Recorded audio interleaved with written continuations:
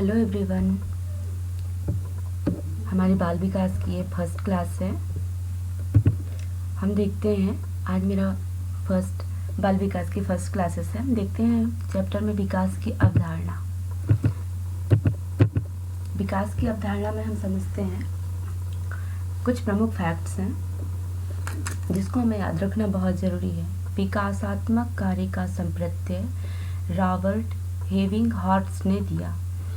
विकास का अधिगम का सिद्धांत रिचर्डसन सीयर्स ने लिया है। ये विकास अवधारणा के कुछ फैक्ट्स हैं जिन्हें याद रखना ज़रूरी है। हम विकास की परिभाषा को समझते हैं। स्किनर कहते हैं विकास एक सतत एवं धीमी प्रक्रिया है। जब बच्चा पैदा लेता है तो उसकी जो विकास की क्रम होती है वो व्यवस्थित और धीरे धीरे होती है। जैसे कि जिराफ की गर्दन को एक बार में ऊंचा नहीं हो जाता, उसी तरह विकास एकदम से सीधा नहीं हो जाता है। वो धीमे धीमे गति से उसकी धीमी प्रक्रिया से विकास करता है।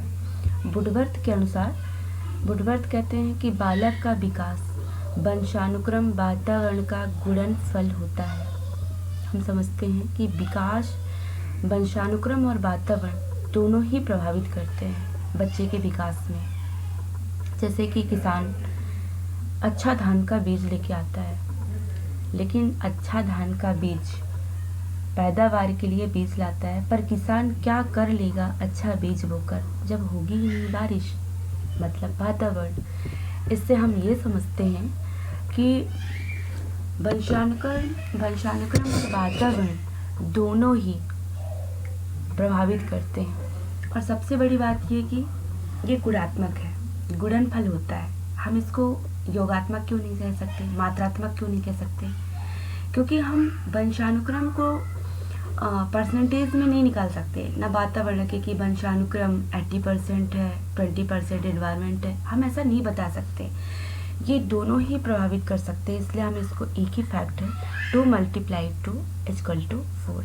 हम ऐसा ही मतलब दोनों ही प्रभावित करते हैं। अब हरलॉक के अनुसार हम देखते हैं विकास एक क्रमिक परिवर्तनों की श्रृंखला जिसके फलस्वरूप नवीन योग्यताओं विशेषताओं का जन्म होता है। हम समझते हैं कैसे। कोई व्यक्ति डायरेक्ट 25 साल या 30 साल का नहीं हो जाता है। विकास का एक क्रम होता है।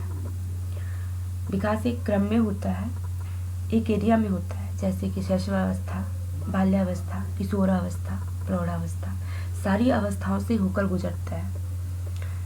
अब हम हरलॉक कहते हैं कि विकास एक क्रम में नहीं होता, एक एरिया में विकास एक ही बार होता है, निरंतर कर होता है, अलग अलग क्षेत्र में होना।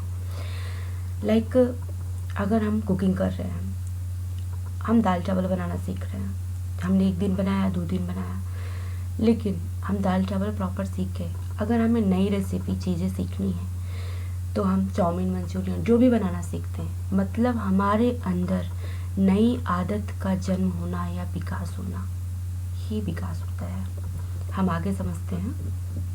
नेक्स्ट, गैसेल्स के अनुसार विकास की परिभाषा हम समझते हैं।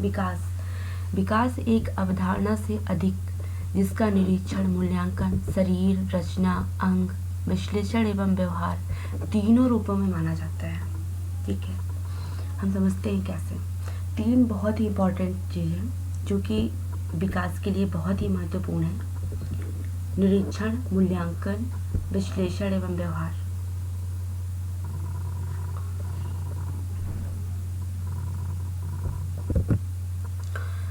विकास की अवधारणा से अधिक मतलब हम इसको कैसे माप सकते हैं, देखते हैं। वैसे तो विकास हमेशा गुणात्मक ही होता है, लेकिन मात्रात्मक कैसे होता है हम इसको समझते हैं। मतलब इसको हम कैसे माप सकते हैं। विकास वैसे तो गुणात्मक है, पर कुछ हद तक मात्रात्मक होता है। जैसे विकास को माप सकते हैं, लंबाई, चौड़ाई आदि, है ना।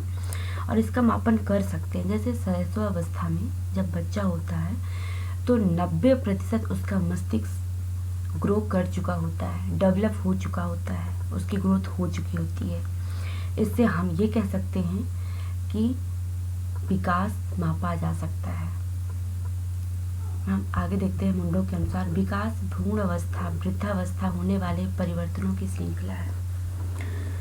जब बच्चा पेट में होता है, भ्रूणावस्था में होता है, तब से ही वो विकास करना स्टार्ट करता है और वो जीवन पर्यंत तक विकास होता है, वृद्ध अवस्था तक। मतलब उसकी एबिलिटी, उसकी आदत, मतलब जितने भी परिवर्तन होते हैं उसके जीवन काल के दौरान, वो सभी को दर्शाता है, वो सभी का अध्ययन करता है मुंडो के अनुसार।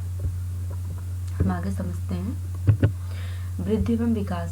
वृद्धि और विकास में हम अगर अंतर समझें तो वृद्धि शब्द का प्रयोग ऋणात्मक परिवर्तन जैसे बच्चे के बड़े होने के आकार, लंबाई, ऊंचाई इत्यादि के लिए होता है एवं वृद्धि विकास की प्रक्रिया का एक चरण होता है। इसका क्षेत्र सीमित होता है। वृद्धि की क्रिया जीवन नहीं चलती है, बालक के परिपक्व होने के साथ यह रुक जाती है।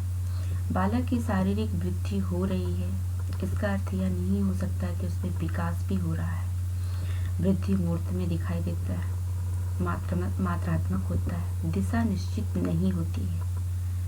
वृद्धि में दिशा निश्चित नहीं होती है, कुछ समय बाद रुक जाती है।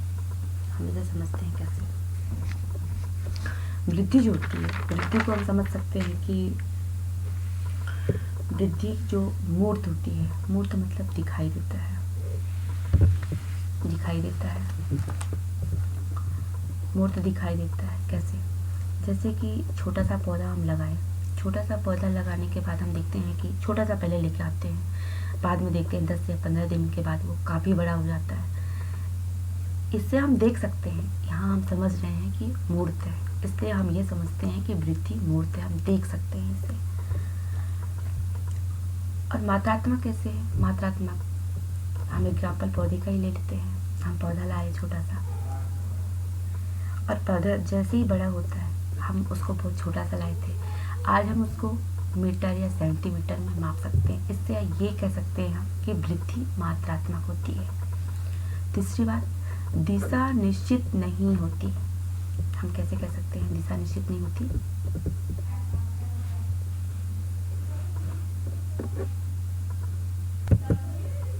हाँ, वृद्धि की दिशा निश्चित नहीं होती।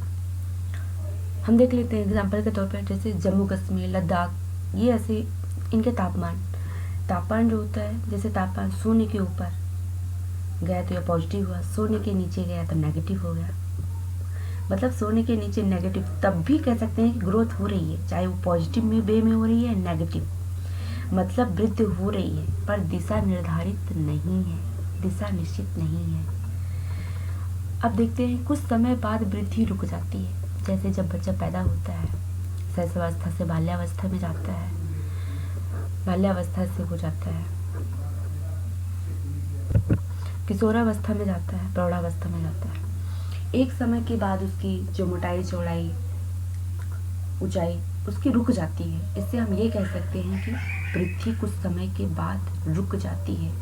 और वृद्धि जो होता है, विकास का एक पार्ट होता है, एक चरण होता है, ये उसका छोटा सा रूप होता है। हम आगे समझते हैं विकास को, तब समझ पाएंगे कि विकास और वृद्धि में अंतर क्या होता है। देखते हैं विकास शब्द का प्रयोग परिणात्मक परिवर्तनों के साथ साथ व्यवहारिक परिवर्तनों जैसे कार्यकुशलता, कार्य क्षमता, व्यवहार में सुधार इत्यादि के लिए भी होता है। विकास अपने आप में एक विस्तृत अर्थ रखता है, वृद्धि इसका एक ही भाग होता है। विकास एक सतत प्रक्रिया है, बालक के परिपक्व होने के बाद यह चलती रहती है। परिपक्व होने के बाद भी चलती रहती है। बालक में विकास के लिए भी वृद्धि आवश्यक नहीं है, आजीवन चलता रहता है। अब विकास के बारे में बात है, विकास अमूर्त होता है। अमूर्त मतलब जैसे हम किसी भाषा को, जैसे हम गुजराती हैं, मराठी हैं, हिंदी भाषी हैं, हाँ, तो हम बात कर रहे थे विकास, जैसे कि अमूर्त होता है। तो भाषा, जब हम कोई भी भाषा हम सीखते हैं तो वो भाषा हमें दिखाई नहीं देती है कि हम उसे देख पा रहे हैं, इसलिए इसे हम अमूर्त मानते हैं। जो चीज़ ना दिखाई दे उसे अमूर्त कहते हैं, और मूर्त जो चीज़ हम देख सकते हैं, छू सकते हैं, महसूस कर सकते हैं, वो मूर्त होता है। अमूर्त जैसे भगवान है लेकिन हमें दिखाई नहीं देता, बस अमूर्त है, यही है ना। विकास गुणात्मक होता है। कैसे? विकास को गुणात्मक होता है, लेकिन यहाँ गुणात्मक और मात्रात्मक दोनों होता है विकास।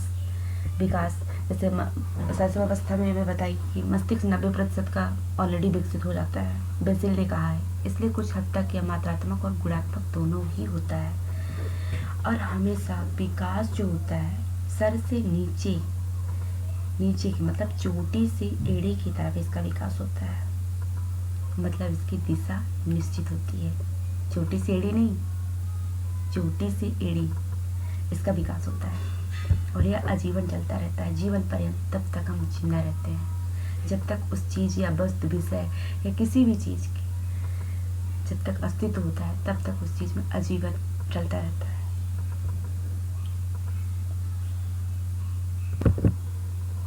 हम नेक्स्ट देखते हैं विकास के सिद्धांत। विकास के 14 सिद्धांत माने गए हैं। निरंतरता का सिद्धांत, व्यक्तित्व विभिन्नता का सिद्धांत, असमान गति का सिद्धांत, अंतर संबंध का सिद्धांत, सिरोन्मुखी सिफुलो काउडल का सिद्धांत, समीप से दूर का सिद्धांत, वंशानुगत एवं वातावरण का सिद्धांत, एकीकरण का सिद्धांत, वर्तुलाकार या चक्राकार का सिद्धांत, सामान्य से विशिष्ट का सिद्धांत, सामान्य प्रतिदर्श का सिद्धांत, अविलोमिता का सिद्धांत। हम समझते हैं, फर्स्ट लेते हैं निरंतरता का सिद्धांत। मैंने नंबरिंग नहीं की है यहाँ पास, आप समझ लीजिएगा। 14 सिद्धांत हैं, 14 सिद्धांत में फर्स्ट डिस्कस कर रही हूँ आपसे, जिसमें निरंतरता का सिद्धांत देखते हैं। हाँ, निरंतरता का सिद्धांत मतलब विकास जो होता है निरंतर होता है। निरंतर मतलब धीमी गति से धीरे धीरे विकास होता है, एकदम सडनली नहीं हो जाता। आज 2 घंटे बाद विकास हो जाए। जब बच्चा जन्म लेता है तो वो एक टाइम पीरियड तक वृद्धि का विकास होता है, लेकिन जीवन पर्यंत तक निरंतर धीरे धीरे उसका विकास होता है। विभिन्नता का सिद्धांत, हम विभिन्नता का सिद्धांत समझते हैं। विभिन्नता का सिद्धांत हम यहाँ पास देख लेते हैं कि विभिन्नता मतलब अलग अलग, हम किसी जैसे नहीं बन सकते हैं। हम अपने आप में एक यूनिक हैं, अपने आप में स्पेशल हैं। मतलब हम किसी और की तरह नहीं बन सकते हैं, कितना भी बनना चाहें फिर भी नहीं बन सकते हैं। लाइक अगर मान लो कि जुड़वा बच्चा साथ में पैदा होता है, जुड़वा बच्चे में होने के बावजूद उनमें विकास में अंतर पाया जाता है, वो सेम नहीं होते हैं। जैसे कि साथ में कोई बच्चा पैदा हुआ तो एक साथ ऐसा नहीं हो सकता कि जो बच्चा आज चल रहा है तो वो दूसरा बच्चा भी एक साथ चले, वो बच्चा मुस्कुरा रहा है तो वो भी बच्चा मुस्कुराए, नहीं, उसमें विभिन्नता पाई जाएगी। हर किसी का विकास अपने अपने तरीके से होता है, चाहे वो एक ही स्थान पे हो, एक ही जगह हो, फिर भी उसकी जो क्रियान्वयन है, कार्यशैली है, गतिविधि, उसमें हर चीज़ में या उसके बढ़ने का, सीखने का सारा कुछ अलग होता है, एक जैसा नहीं होता। असमान गति का सिद्धांत हम समझते हैं। असमान गति मतलब मानव शिशु का मस्तिष्क 90% डेवलप होने के बाद असमान गति का सिद्धांत, शिशुअवस्था में बच्चे का 90% मस्तिष्क डेवलप हो जाता है, लेकिन जो 10% होता है वो आप बाल्यावस्था, किशोरावस्था, प्रौढ़ावस्था, वृद्धावस्था, वो तब तक होता है। ये आप बता नहीं सकते हैं कि आप कितने परसेंट हो, क्योंकि वो असमान गति से होता है, इसलिए हम समझते हैं असमान गति से विकास हुआ। अंतर संबंध का सिद्धांत समझते हैं हम। अंतर संबंध का सिद्धांत, अंतर संबंध का सिद्धांत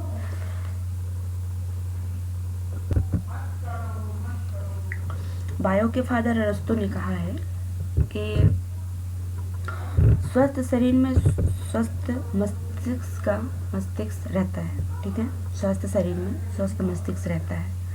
विकास के सभी पक्ष जुड़े होते हैं। अगर शारीरिक विकास प्रभावित हो रहा है तो ऑटोमेटिकली मानसिक भी गतिविधियां प्रभावित होंगी। मतलब ये कह सकते हैं हम कि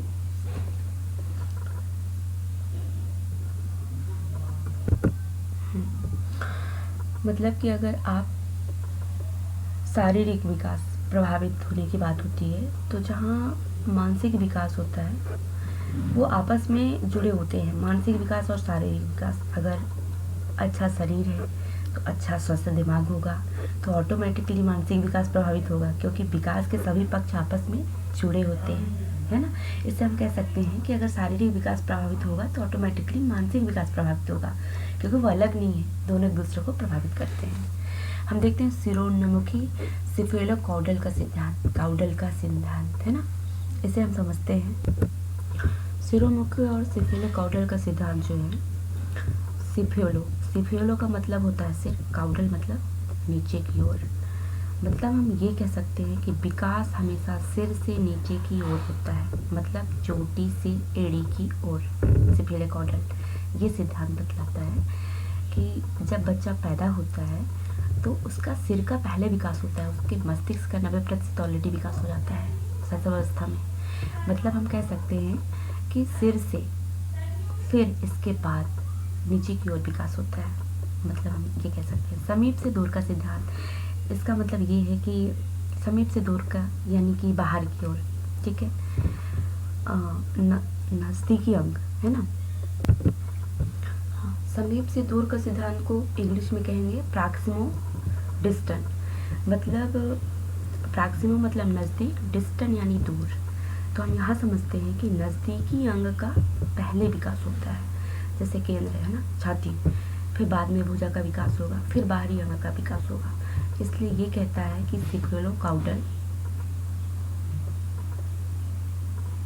का सिद्धांत भी यही कहता है कि सिर से फिर विकास होता है। इसलिए जैसे सिर का विकास हुआ तो बाद में भुजा का विकास होगा, पास में ही है तो, है ना।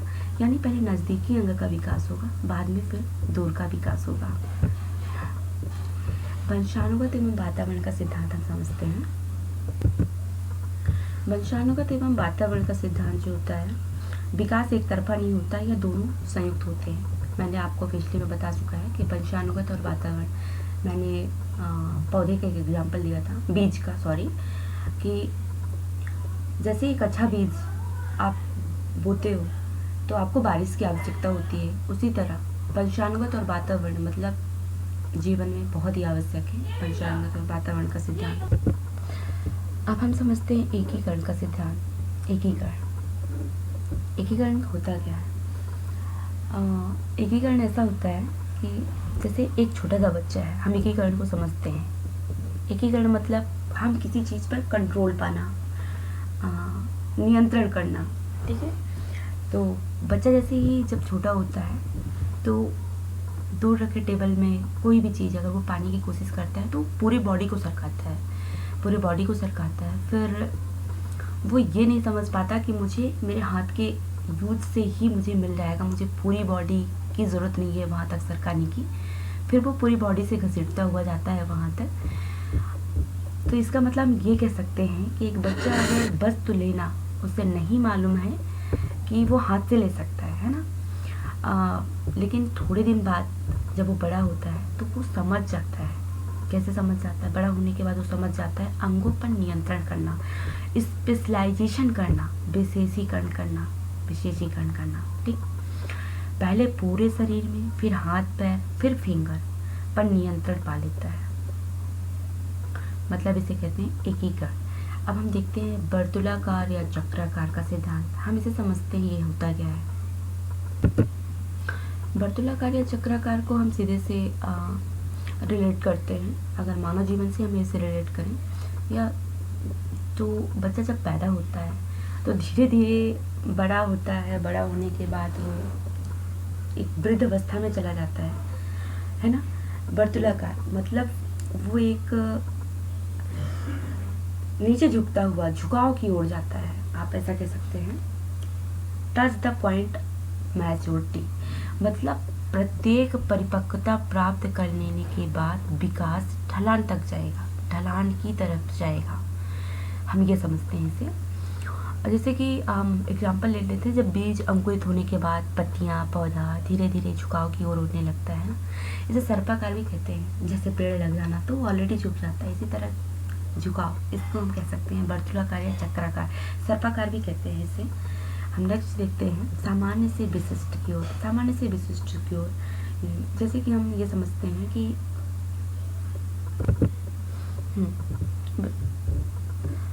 समान जैसे कि हम देख लेते हैं, जैसे बीज है ना, एक बीज है और एक निकला हुआ पौधा, मतलब गेहूं का बीज हम ले लेते हैं। जैसे गेहूं का बीज अपना हो गया शुरुआती दौर, और निकला हुआ पौधा यानी बाद का। तो हम कह सकते हैं विकास की शुरुआती हमेशा सरल होती है, बाद में हमेशा उसकी आकृति या उसकी संरचना या उसकी जीवन जो भी होती है वो जटिल होती जाती है। इसलिए हम इसको कह सकते हैं सामान्य से विशिष्ट का सिद्धांत। सामान्य प्रतिदर्श का सिद्धांत हम समझते हैं।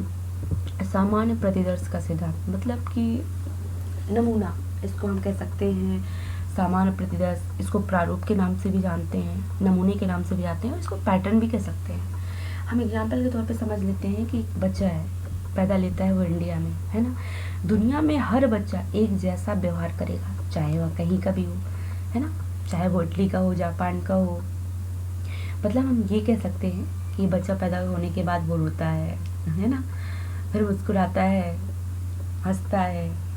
मतलब जो भी एक्टिविटीज़ होती हैं बच्चों में, वो बालक कहीं का भी हो, बच्चा कहीं का भी हो, मतलब कह सकते हैं दुनिया में हर बच्चे का विकास का नमूना एक जैसा होता है। इसी को हम कह सकते हैं सामान्य प्रतिदर्श का सिद्धांत, है ना। हम अब देखते हैं समान प्रतिदर्श का सिद्धांत हो गया। अभिलोमिता, मैं आपको बता दूं एक सिद्धांत और भी है वैसे समझने के लिए, जैसे कि निश्चित क्रम का सिद्धांत। हम विकास को हमेशा एक निश्चित क्रम में ही देखते हैं, मतलब विकास जो होता है एक निश्चित क्रम पे ही होता है। मतलब वृद्धि जो होती है वो उसकी दिशा निश्चित नहीं, लेकिन इसकी एक दिशा निश्चित होती है, वो होता है। तो मतलब हम कह सकते हैं कि पहले जैसे बच्चा पैदा लेता है तो पहले उसके जो विकास होता है, लाइक दांत निकलते हैं, तो पहले दूध के दांत आएंगे, फिर स्थायी दांत आएंगे, बाद में आएंगे। मतलब उसका दिशा निश्चित ही है। अब अभिलोमिता का सिद्धांत हम समझते हैं। अभिलोमिता मतलब होता है उल्टा, मतलब विकास रिवर्स नहीं किया जा सकता। आप समझ रहे हैं, मतलब विकास जैसे क्रम में एक व्यवस्थित तरीके से चलता आ रहा है वैसा ही होता है। हम उसको गियर लगा के रिवर्स में नहीं ला सकते कि नहीं कुछ गलती हो गई हम उसे सुधार लें, तो ऐसा नहीं हो सकता। मतलब रिवर्स नहीं किया जा सकता। इसलिए हम ये कह सकते हैं कि विकास उल्टी दिशा में नहीं हो सकती। विकास हम हमेशा सही दिशा में ही निर्धारित चीज़ों की तरह ही चलेंगी, है ना। अब हम देखते हैं भविष्यवाणी। अब बोलते हैं इसमें कहाँ से भविष्यवाणी आ गई, हम कैसे भविष्यवाणी कर सकते हैं। तो हम यहाँ समझते हैं कि आपको दिख नहीं हो रहा होगा, अगला पॉइंट भविष्यवाणी का है। हाँ, तो जब विकास की दिशा निश्चित है तो हम किसी के भी बारे में भविष्यवाणी कर सकते हैं। यहाँ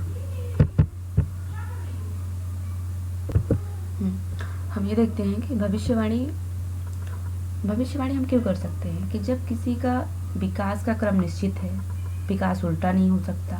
बच्चा पैदा होते ही वह काम करना सीख नहीं सकता, विकास का क्रम उल्टा नहीं होगा, है ना। इसे हम भविष्यवाणी कर सकते हैं क्योंकि वो फैक्ट है। विकास एक निश्चित क्रम में, व्यवस्थित क्रम में चल रहा है, इसलिए हम भविष्यवाणी कर सकते हैं। ये विकास के सिद्धांत रहे आपके। हेलो गाइस, तो कैसा लगा आपको मेरा क्लास? आप प्लीज़ आप ज़रूर कमेंट्स करके बताएं और मेरे चैनल को लाइक और सब्सक्राइब ज़रूर करें। धन्यवाद। हम मिलते हैं नेक्स्ट क्लास में।